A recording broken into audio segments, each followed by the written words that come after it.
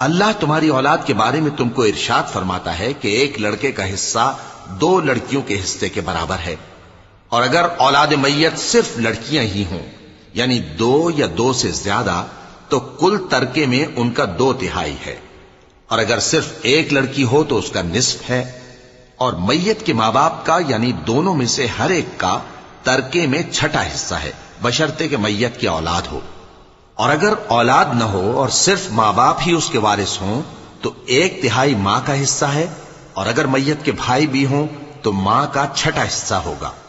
اور یہ تقسیم ترکہ میت کی وصیت کی تعمیل کے بعد جو اس نے کی ہو یا قرض کے ادا ہونے کے بعد جو اس کے ذمے ہو عمل میں آئے گی۔ تم کو معلوم نہیں کہ تمہارے باپ دادوں اور بیٹوں اور پوتوں میں سے فائدے کے لحاظ سے کون تم سے زیادہ قریب ہے؟ یہ حصے اللہ کے مقرر کیے ہوئے ہیں اور اللہ سب کچھ